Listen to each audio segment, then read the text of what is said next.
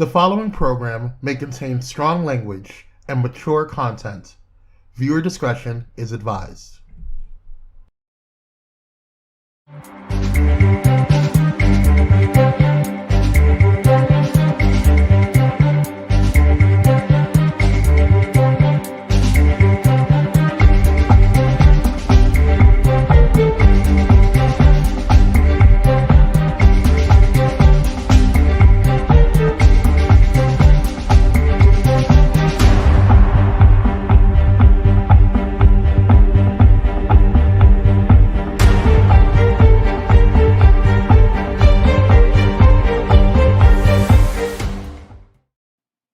Honey, Nick Cannon suffers a major loss while getting some unlikely new Twitter fans.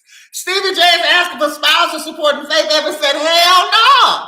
Jussie Smollett, y'all, was found guilty for lying. And we have actor, model, and fabulous host of his podcast, FuckBoi Problems, Justin Rayne, right here on the Danyol Jaye Show.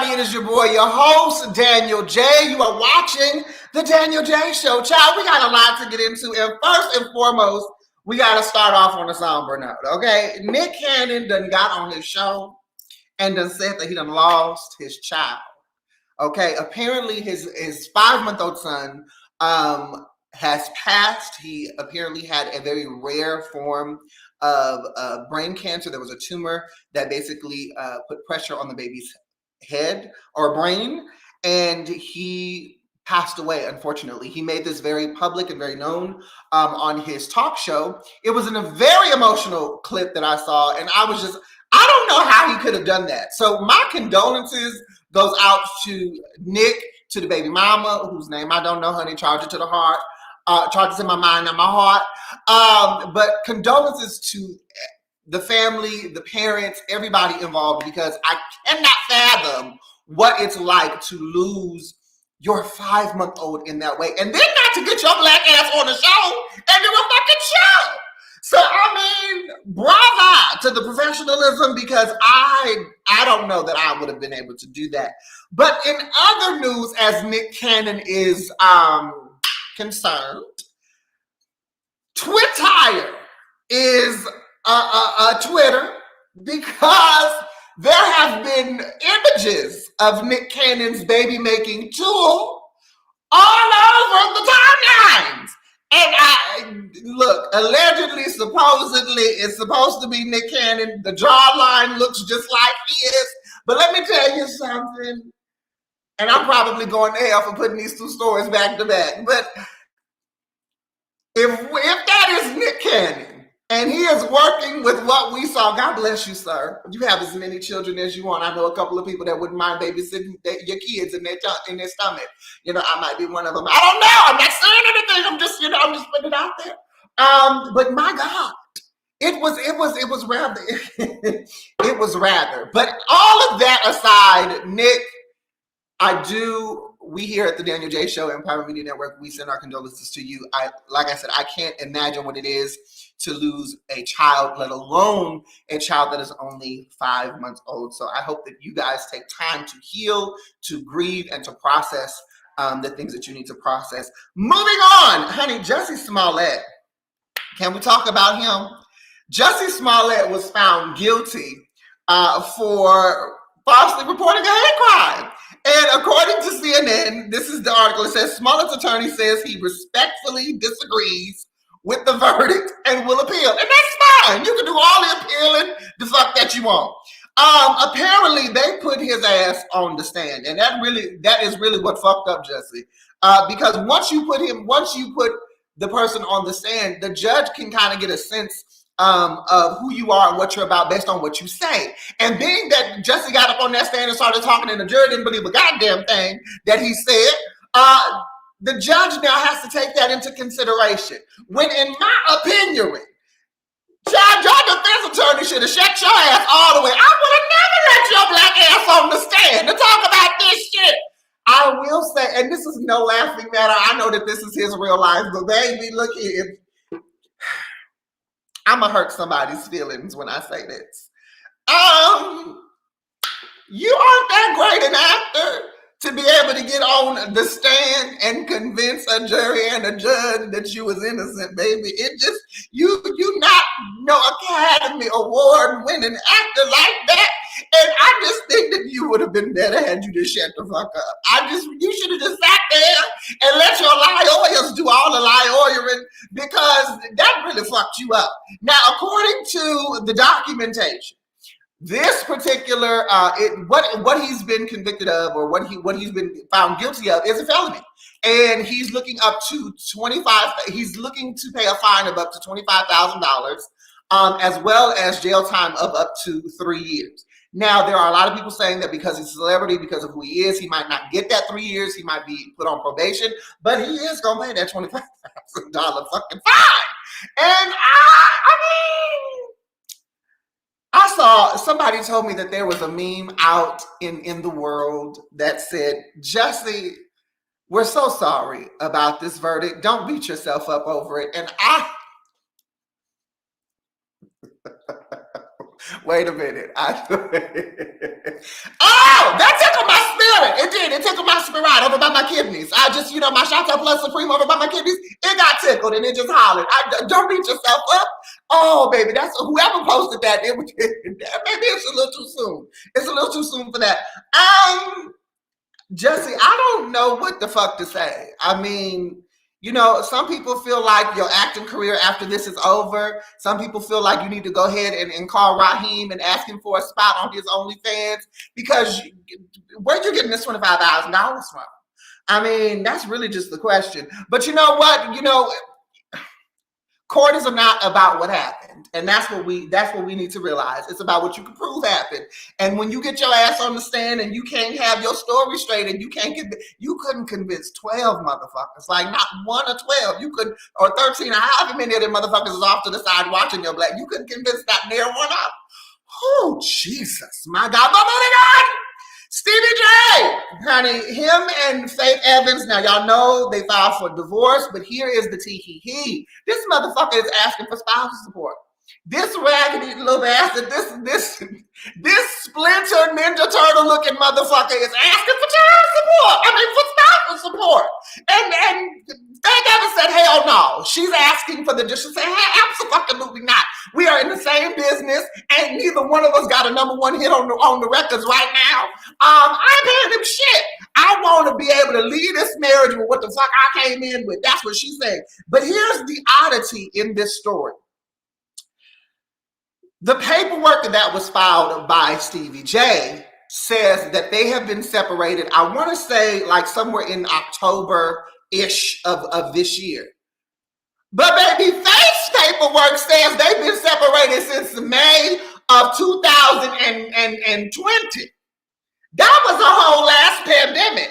Okay, that was a whole 14 years ago. And I just want to say, it's in my opinion, in my humblest opinion, Stevie J, if you are asking for spousal support, how in the fuck are you going to cheat on your wife, drag her through the mud, make her look like a fuck fool, and then come back and say, I want a divorce and I want your money? You a bitch nigga, my dude. You a bitch nigga. You bitch made for this. There's no reason why. And I know some of y'all raggedy bitches is out here talking about, well, if it was the other way around, she'd be asking for spousal support. She ain't asked him for shit. She could have asked for that in the proceedings. She ain't asked him for shit. She like Tina Turner. All I want is what the fuck I came with. Okay, okay, get my name. I just want my name. Stevie, you bitch made for this. I don't agree with it. I think that it's ridiculous. It's ridiculous at the most. And at the end of the day, you have been on all of America's television to see how raggedy you are, how much of a fuck nigga that you are. And speaking of fuck niggas, okay, fuck the boys and all the toys that they bring to the arena. We have a fabulous guest today. We have the model, actor, host, podcaster, brand ambassador, Justin Rayne. He is the owner and creator of FuckBoi Problems, the podcast.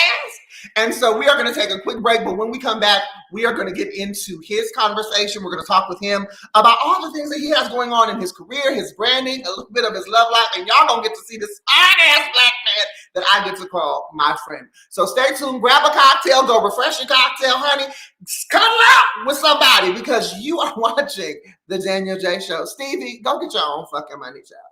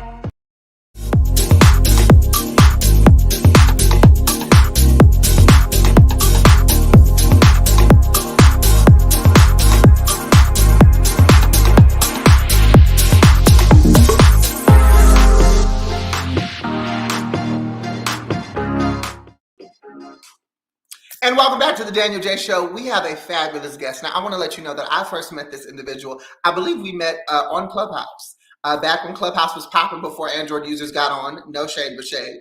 Back when it was exclusive to iPhone users and it was popping in the late pandemic.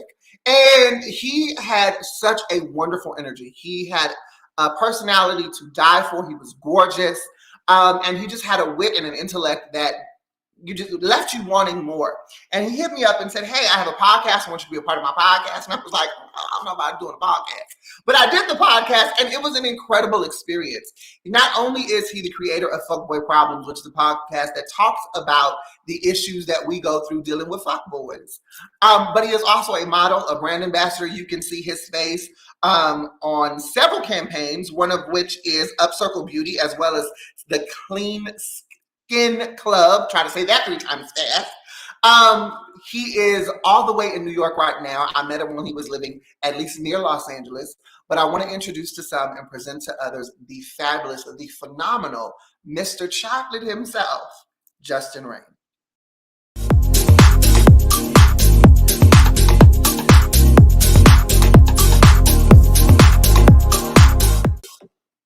What is going on, Mr. Justin? How are you?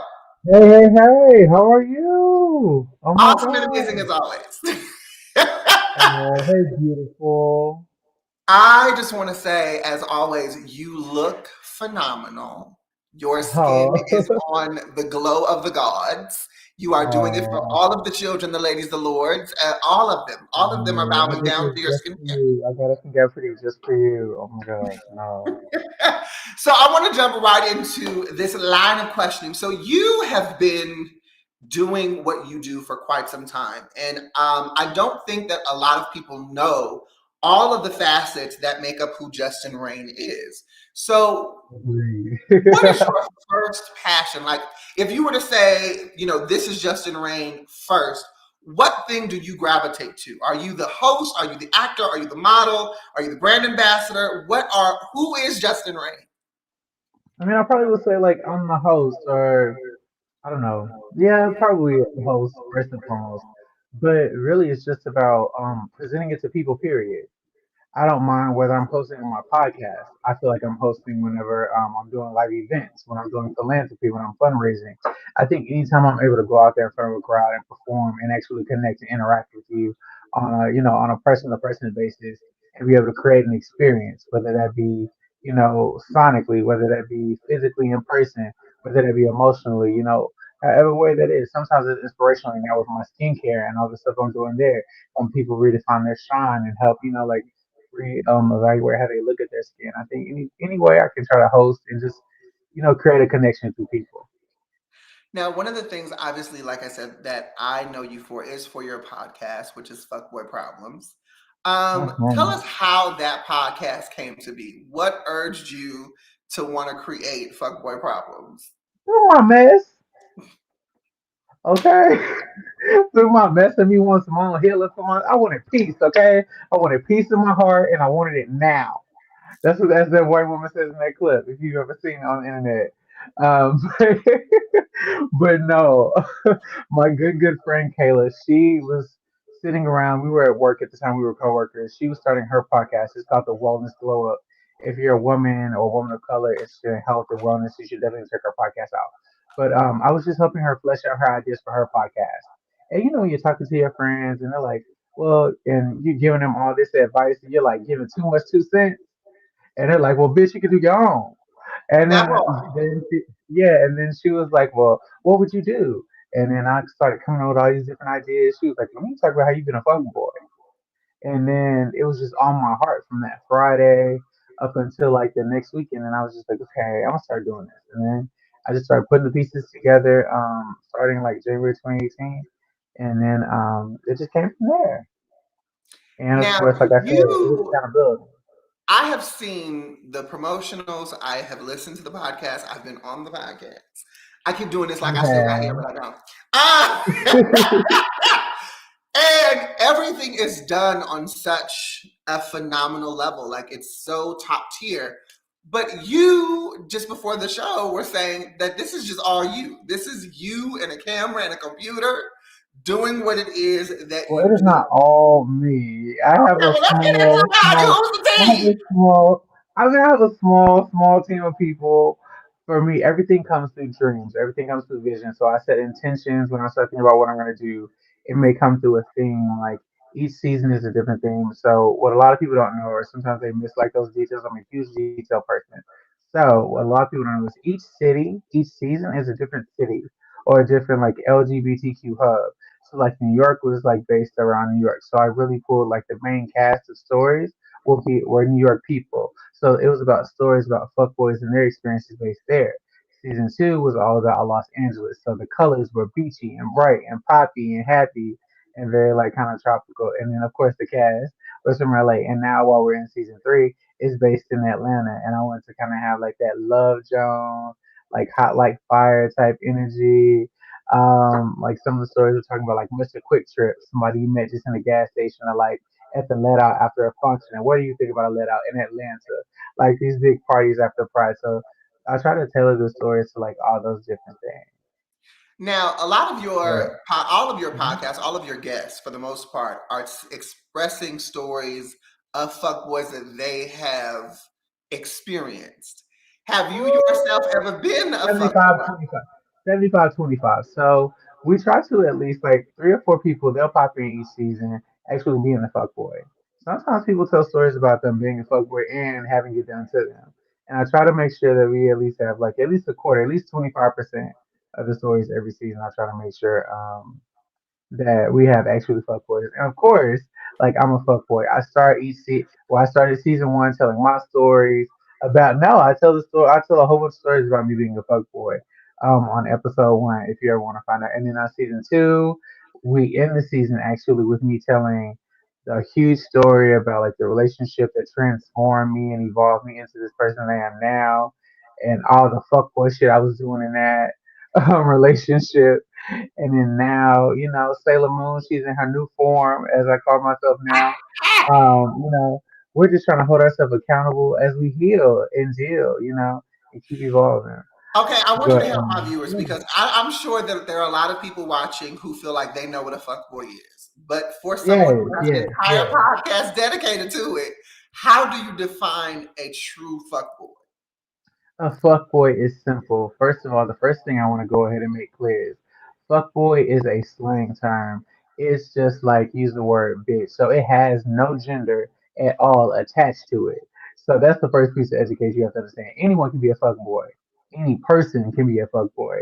Now, as far as who a fuckboy is a person who is thinking about themselves first. They're a runner, they're a track star. Instead of addressing the issues in their life, instead of healing past whatever pain, whatever adversity they've dealt with, they rather manipulate, finesse, and run past it to avoid it because they have not developed the tools to be able to process and deal with those things. And people respond, and that manifests in different ways. Sometimes that's like deceptive through deception. Sometimes that's through charisma. But fuckboys always move with intention. A lot of times they want to have their cake and eat it too, and usually that comes with emotion. So situationships are fuckboys' favorite activity. As I'm sure some of your viewers and listeners learn, may have learned. You know, it's weird Um, because we talk about the fuck boy or fuck girl isms or the fuck them, mhm. whatever, um, in our everyday lives. But I think listening to your podcast, having been on your podcast, especially talking about the person that I was talking about on your podcast, That was enough, baby. That took me out. Okay. Ooh. one of the things that I feel happens is people really get into this energy where like they're dating, they go through this string of bad dates or these bad relationships and they just say, you know what, I'm gonna just go and be a fuck boy because the fuck boys seem like they're having it all, they're getting it all, and that's what people want apparently. You try to be the nice guy and people don't want you. You try to be the caring, nurturing one and people want to just treat you raggedy because they're not used to that. Having been a fuck boy, having dealt Mhm. with fuck boys, you're currently in a relationship. Yes. How Yes, I did am. you overcome those things to be the partner that you want to be and then to attract the partner that you wanted to attract? I think the first step in, dealing with your fuckboy isms or whatever, I think it's about who you want to be. And I think it's about accountability. I always tell people, no one's born a villain. No one's born a fuckboy. Like you already said, sometimes people allow negative situations, heartbreak, whatever, to transform them. You say you never want to feel that way again. So you won't put yourself in that position. You won't give people access to you, but you want access to them, complete access.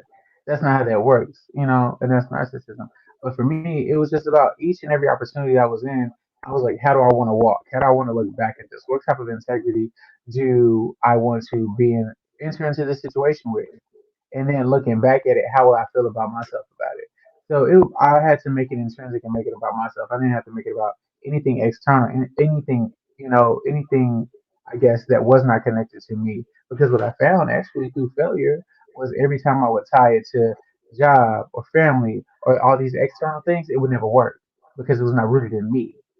And I think whenever you want to change, whenever you want to grow, the foundation has to be within yourself. And if you let that kind of like propel you and kind of be like the gas or the fuel that kind of like goes into your engine yourself, you never let yourself down. Hopefully, hopefully, Hopefully, hopefully. that's the And if hope. you do, and if you do let yourself down, hopefully you will forgive yourself and pick yourself back up. Because I've definitely failed myself before. I want to be honest about that. But what I also chose to do was forgive myself and give myself another chance. Well, with everything that you do, aside from hosting, aside from the podcast, like we've talked about, you're acting, you're a model, you're a brand ambassador. In all that you've done and all that you do, what is the most challenging obstacle for you, kind of balancing all of these hats that you wear? I think balancing it all, I think, and also at this point in my life now, is finding the energy and motivation to do it all. Because I mean, so I started a YouTube channel recently. So that's a totally new thing for me, having to sit down where normally I don't have to like be in control of the camera or anything like that. I just show up and do my job and go. So now I'm having to deal with lighting and all these different things. So recording that, then having to figure out if I'm gonna edit it or if I'm gonna outsource it. I think the biggest like thing I've learned in all of this was to delegate. So that's why when you were like, no, I don't have a team, I'm like, well, I do got to be honest. I have learned to delegate and tap into some resources, so not to overexpand. But like I have a graphic designer and a web designer that I pay on retainer. I have an assistant, a lovely, lovely, amazing assistant that is super, super helpful. That just is there to catch my email and keep me together. And then I also have a producer that helps me with my podcast, and I have a costume designer that I work with. on a regular basis. But just between like those few people that are all good friends and You know family, what? You get but I no. do I'm gonna pay stop them. because you get But on I my do nerves. pay them all. I pay them all. Let me be But very you get on clear. my nerve because you one of those people like, oh, I just have a few people. I have a stylist and a designer and a makeup Well, artist. Like, no. I said I have an assistant, a web designer, a graphic designer, well, like an audio mix, audio but these are all the engineer, people that you and get. a These are video all the people that editor. you need. Who else do you need? Shit, Like a graphic? I need more. I mean, I don't have an agent. I don't have a publicist. I don't have a manager. Well, let's talk about that. I don't have So, Pyro Media Company.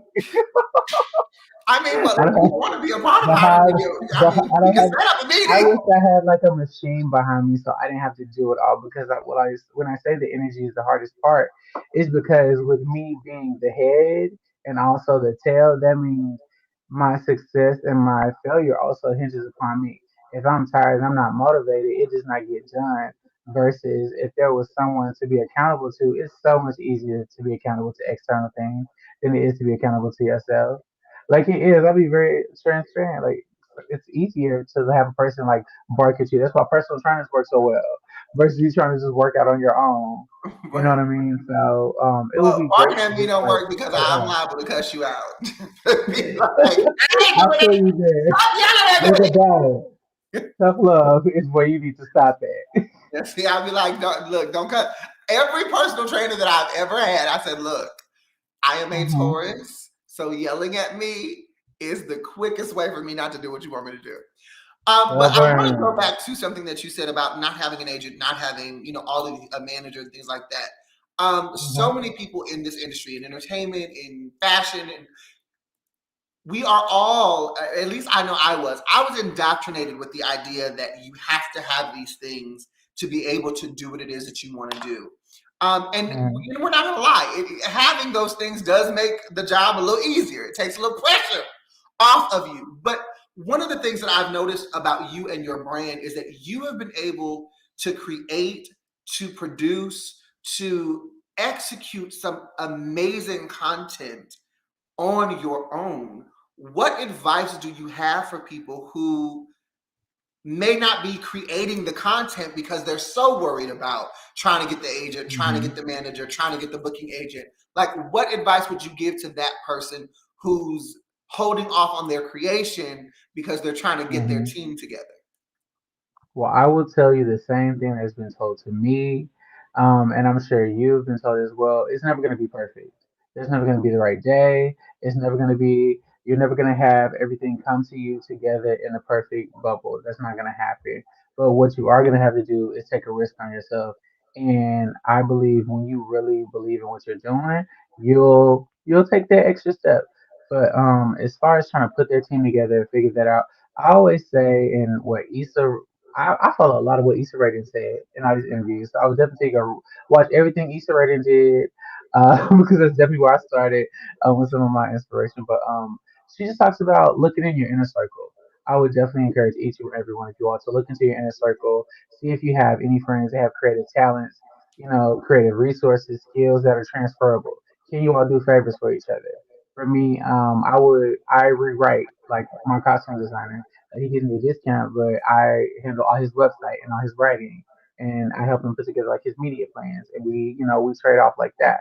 Or my producer, he works in PR, so he helps me with like the technical pieces in the organization, all of that, and reaching out to different brands for partnerships. So yes, you need to pay people and compensate people, but you can also try to get deals by looking within your circle. So I would definitely tell you to do that. And then also study people that are creating things that you love. Each and every one of my campaigns, like the core of it, and even like video content, I do like my reels on my Instagram. It's inspired by someone. I've seen someone else's video and I like something they did, and I was like, oh, let me take that and make it my own. I call it the Beyonce effect. That's really what I try to do because we all know Beyonce sitting around on her laptop watching everything we're doing, eagle eyed, and she's just like coming up with little ideas about what she wants to do. So I Look, very much don't am have the eagle eyed. Bayhive come for me. Not that I'm afraid of the Bayhive, Oh but don't no, have I'm the a part Bayhive. of the beehive. They can't come to you. I'm in the hive. You good. Okay, You because good. You protected. Bayhive, You remember. You safe. You're safe. that's too But close. no, That's too close to saying that Beyonce ain't got no original mm, shit. So I don't need the Oh half of the no, it's speech. original. It's original if you created something from inspiration. It's original. That's why I look at it. But no, I constantly am like screenshotting it when I see inspiration and following people, or screenshotting people's profiles when I see things. And like I said, I just go to sleep with intention, and that really helps me come up with ideas too. And also, I had a lot of people tell me no and tell me I can do a lot with a little, and that just made me want to do it more. What is your ultimate goal? Like where, when you think about where you want to be in life, like when Hmm. you look ahead in your journey and you see Justin Rayne in the perfectness of your success, what does that look like for you? I will be what Andy Cohen and Ryan Seacrest thought they were in media. Ooh, repeat that. We have to Because take civil yeah, play. well, what a lot of people don't know is I actually am a director of content. I work in content in like 24/7. So in my day job, I lead content design and content management and creation for big brands like Chipotle and other business brands and Amex and stuff like that. That's what I do in my day job.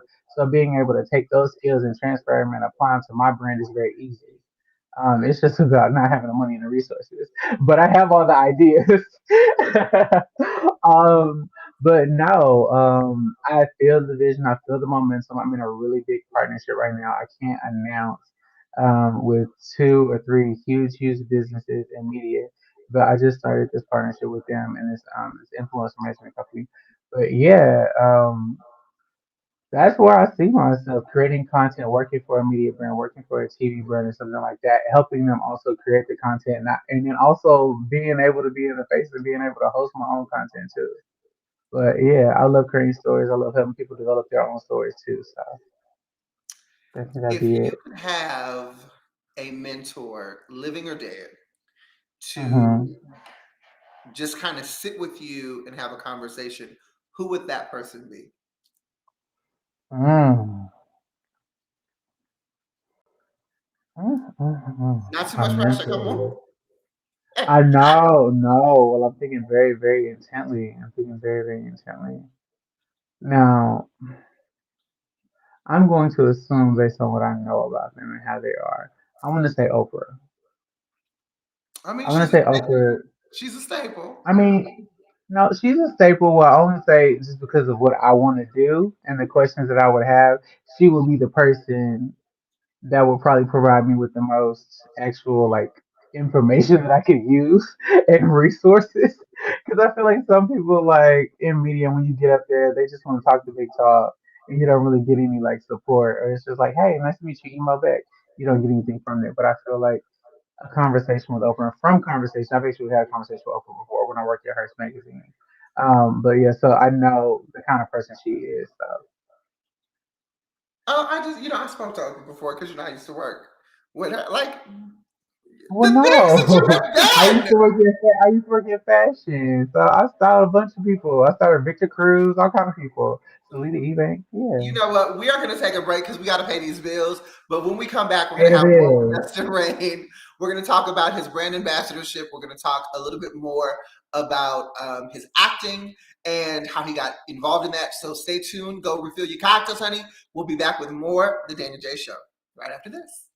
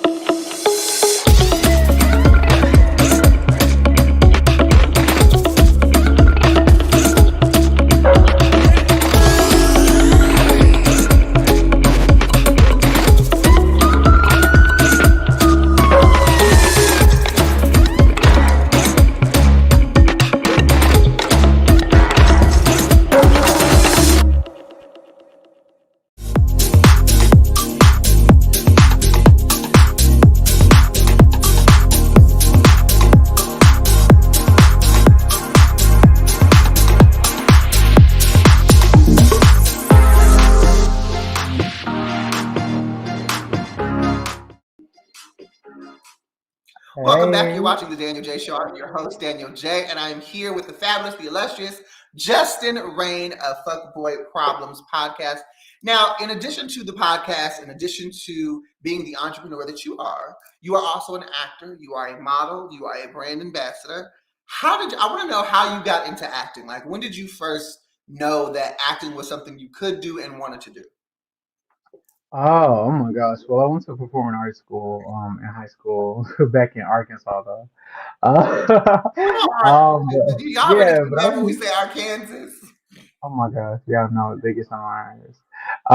But but I was in High School Musical. I was Man. in Sweeney Todd. I was in Joseph and the Technicolor Dreamcoat. Like I had done all of that. Like I guess that kind of musical style theater stuff in high school. And then when I moved to New York City, I had been encouraged by someone named Kiko. A lot of people may know her from social media to audition for this show called Triangle, which is a very very popular LGBT web series.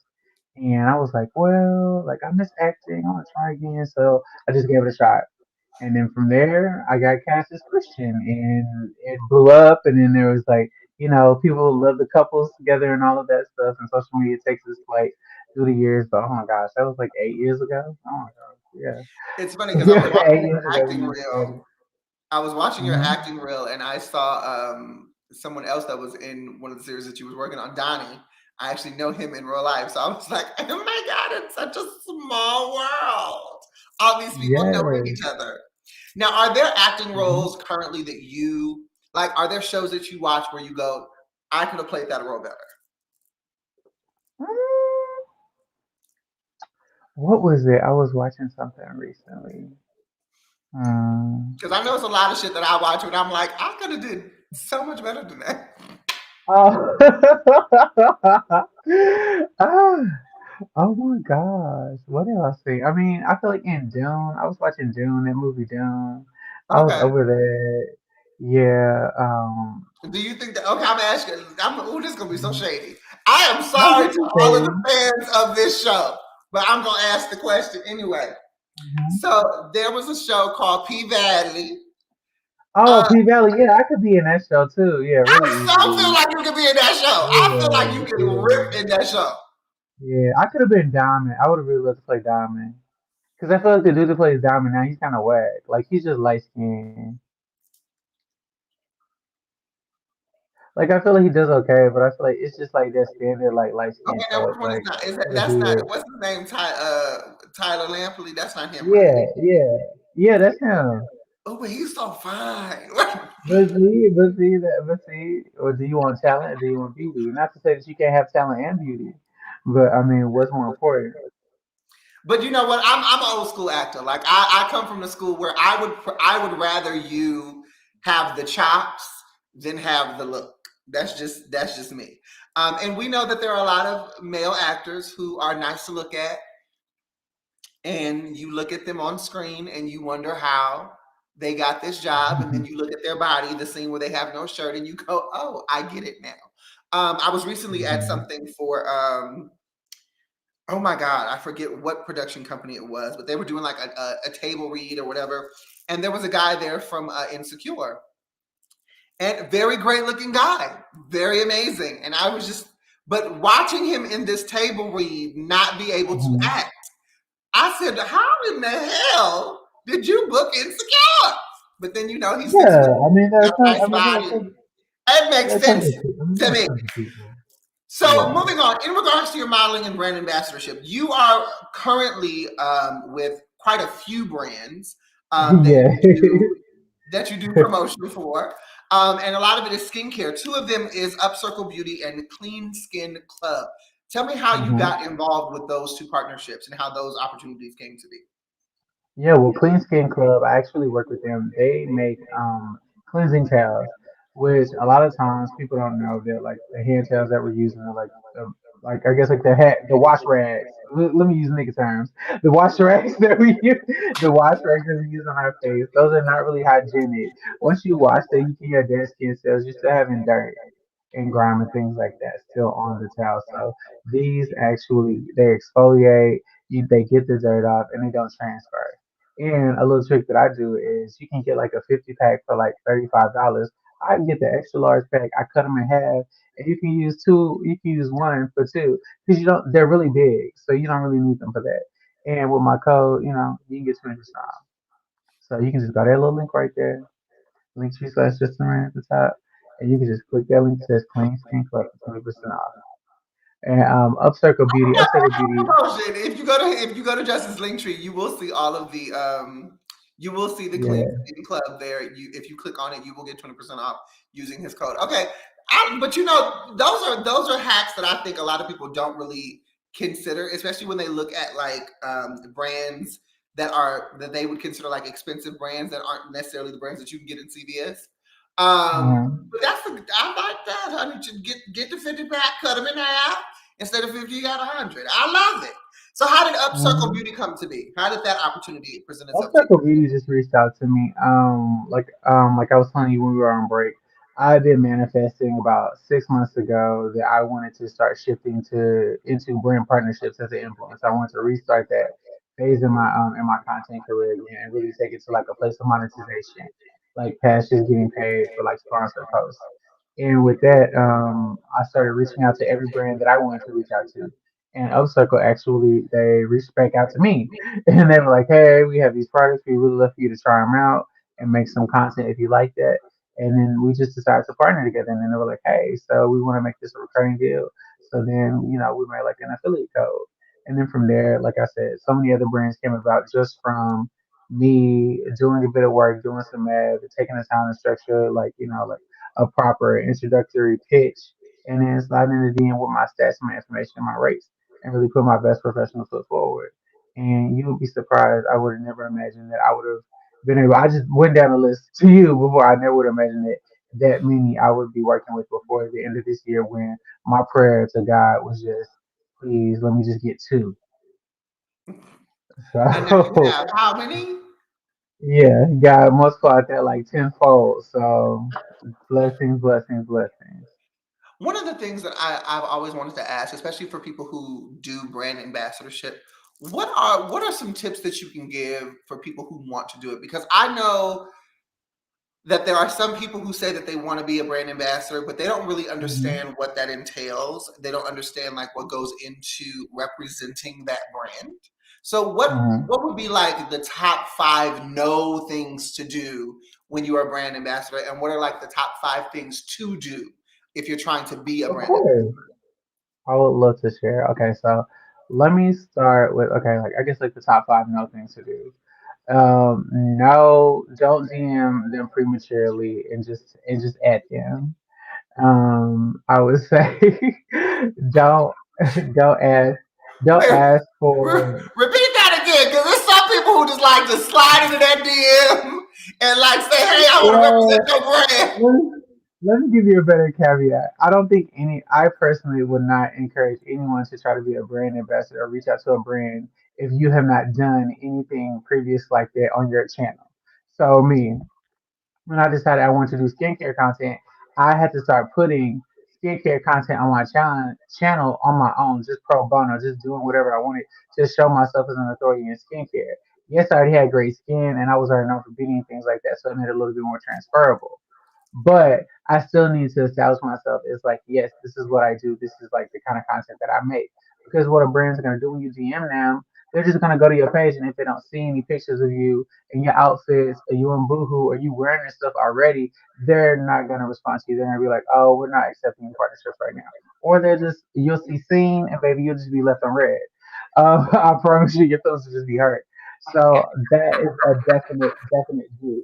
Do make plenty of content that you like already put that content on your channel before you reach out to anyone. So decide what you want to do, make content around it already. Do figure out how much you're worth. There are a lot of equations to find. There are a lot of websites that tell you how to do the equation to find out your engagement. You need to know your impressions. You need to know your average reach. I will also tell you do make a media kit. You can go on a site called Fiverr. You can go on Canva and make a media kit. You can Google and look up on Google Images how to make a media kit. I literally went on Google Images, looked up inspiration, and that was my template and my format for how I wanted to make mine. It doesn't have to be that difficult. I would say do invest in a link tree or do invest in some type of place for people to like one safe space for people to be able to connect with you. I would say don't don't do it for free. I definitely would say my rule. I actually tell starting influencers Well, to hold get on. somewhere. Let's Oh, park you there don't have to for a minute. what? Let's park at this because one of the biggest things on TikTok is this Uh-huh. conversation about payment. Because for Uh-huh. a lot of creators, they have the marketplace and brands can hit you up and do all this, that, and the other. And I remember being in I was watching a TikTok of a woman who was giving advice on how to be a brand ambassador and what to charge. And she was like, I Uh-huh. have X amount of followers and I charge like $8,000 for a post. Uh-huh. Now, mind you, she is caucus.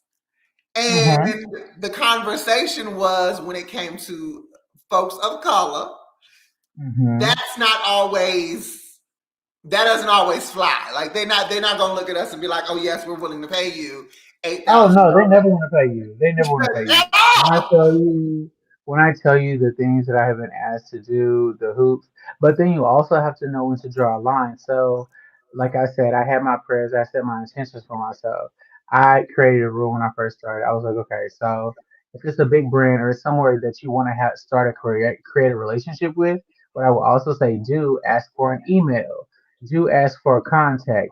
Do create a relationship with these people because what happened was what I did, my first one free.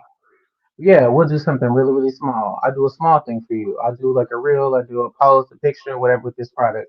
You send me a product for free. I'll see if I like it. And then from there, you reach back out. Hey, let's talk about a paid partnership. You can't do it this quarter.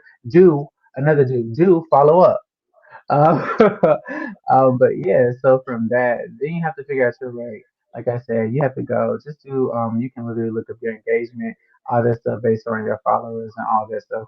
But start small and be realistic because you know, they already don't want to pay you. So sometimes creating that relationship can be better than that, better than nothing at all. But you also want to get what you're worth. So you want to find out what they're paying other people too. And I think it's important for people to know, especially for those again content creators, because that is a huge thing right now with Instagram, with TikTok. Like a lot of people are creating content. You start out doing it for fun. I know I got on TikTok purely because I was bored and I was in quarantine. Because prior to quarantine, I said I would never get on the tickety tockety. It just wasn't a part of my journey in Um, life. And then that quarantine hit, and I said, "Well, bitch, I'm just bored. I need something to do." So mhm. one of the things that I will just echo and say is because content creation is such a huge vein to really put yourself out there, gain a following, and also do these partnerships, do these business partnerships, be a brand ambassador. You have the vehicle to do it. Know what your worth is. Know where your hard no's are. Know what you're not willing to do. But know it within reason. Like if you got 3,000 followers on Instagram, you probably not gonna be able to ask for $30,000 to be a brand ambassador. It's just But you could get an email and you could get free products and you could get put on a PR list. come And guess what? on and talk That's about it. and that'll have your name. You'll be a name that people are familiar with, and that also means that you'll have free product on a consistent basis to be able to create new content with. And I promise you, that's how a lot of people get to work with Rihanna. She starts out sending you free product, and then from there, it becomes a partnership where it's paid as the more she sees you creating content with it. So you really get what you put into that type of stuff. Those brand partnerships, but they're an investment in time. Justin, what's one thing about you that people don't know but would be shocked to know? Um, I I mean, don't know. I have one that I think You is have one? pretty valid. Well, my favorite color is pink. I I mean, feel like I feel like I don't know. People might be surprised to hear that, or like that. I'm obsessed with the Little Mermaid. Like if come I could on, you be a want to be part mermaid, of this world, honey. You yeah, want to I be part of do. this If I could be a if I could be a mermaid, I would. I have an unhealthy like obsession with mermaids and mermaid culture. Like I love water. If I could like live under the sea, I would. Like I dream about it. So one thing that I'm gonna say about Justin that Hmm. most people probably get very wrong because of how gorgeous he is. He is one of the sweetest, most humble, most kind individuals I have ever met. Um, and I can say that in truth and in honesty. Oh, And you you know don't, I'd rather die for you. huh? You know I'd rather die for you. But I say that because you don't meet many people like that in this industry. You know what I'm saying? Like you meet people who are trying to attach themselves to your come up. You meet people who are trying to use you for an opportunity, but very rarely do you meet other individuals who are content creators, who are in the industry, who are doing what you're doing, that are just genuine people and just want to genuinely connect and just want to create friendship. And you are one of those people in my life. Like you are definitely a part of the village that I talk about when I talk about my village. You're in that village because you, from day, like all the way back in Clubhouse, like you were just so authentic, so kind, and it was refreshing. It was so refreshing to experience that in this arena. But I'm not going to gush on you all the time, you know, anymore Aw. because you might turn B red, as chocolate as you are. You might turn B red. But I know. I just tell can't the people, purple. tell the people how they can get in contact with you and what you have coming up in the future. Yeah, like I said, you can just go to this link right here, linktree/Justin Rayne. It's probably gonna be the easiest way to connect with me. All my links are there, but my Instagram is Justin P Rayne Rayne. It's the same on TikTok. If you want to follow me on Twitter, we have a fun time with Kiki over there too. It's Rayne Rayne _Justin. Like I said, definitely listen to FuckBoi Problems. We've all met one. Definitely subscribe to my YouTube if you want skincare content, you want fashion content, you want styling content, and follow me and let's have fun and do all the great things and DM me. And if you like Drag Race, I host a show live on Sundays too, where we talk about all the drag race and beautiful things. So I try to stay busy. Come on, busy and books, honey, giving good Cali price. Well, Justin, thank you so much for being a guest. We're going to put you back into the green room, but right now it is time for Hey Puddin'.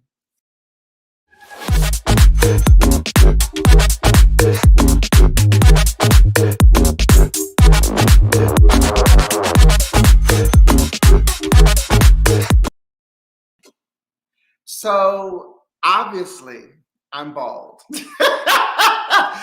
There's no getting around that.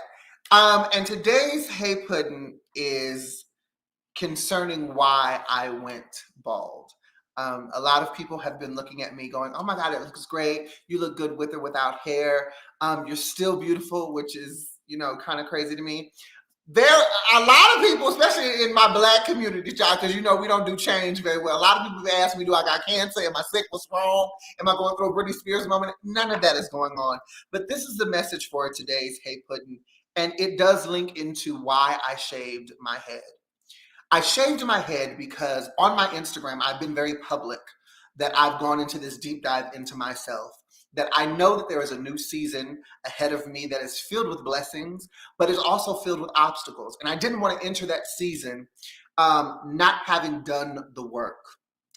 And I was in the mirror on Monday of this week, and there was something inside of me that said, Daniel, you're holding on to old things. And you're holding on to these old things because you're afraid of being alone and you're afraid of what your life could be without these things and without these people. And as that feeling and those words settled into my spirit, I looked at myself in the mirror and I said, I'm going to shave my hair because I needed to have a physical representation of getting rid of something old and allowing and making room for the rebirth or the new growth of what is new in this new season of my life. So the word today is, hey, Puddin', free up the space. Let go of the old things. Let go of the friendships that don't bring you joy. Let go of the relationships that don't make your eyes light up. Let go of the family members who do not add value to your journey. Let go of those feelings, of those hurts, of those pains, of those doubts, of those fears that do not progress you closer to the dream that you want to live in life. Free up the space on your table so that they can start bringing you the dishes that are full of love and peace and success and prosperity. Many times we don't have what it is that we've seen, the glimpses, the visions that we've seen in our lives. We don't have it because ain't no room on the fucking table. But it's your table. You've got to request for those things to be removed. So that is the message for today. Free up the space so that you have room for the newness that is coming into your life. My hair is going to grow back because I got genes like that. Okay, a bitch is not balding, it's not receding. The hair's going to grow back. But the shaving of my head was a physical representation of something that I decided to do, which was let go of old things, let go of old people, remove the things that do not add value, and free up the space for the new things, for the new blessings, for the new journeys, for the new opportunities, for the joy, for the love, for the peace that is going to present itself to me in this new season of my life. You are looking at your new season. Free up the fucking space so that you can enjoy that season. Make sure that you tune in every single Thursday at 9 p.m. Pacific Standard Time, 12 a.m. Eastern, because we are here every week with a fabulous show. If you are not subscribed to the YouTube channel, honey, I don't know what the fuck you're waiting on. Click that subscribe button, click that little ring-a-ding-ding bell so that you get updates on when we are live every Thursday, 9 p.m. Pacific Standard Time.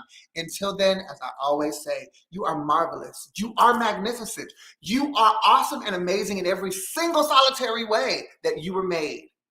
But if you so choose to be malicious, mean, cruel, bitter, and just plain nasty, bitch, do that shit in the room by your fucking self. And don't you send out no invites.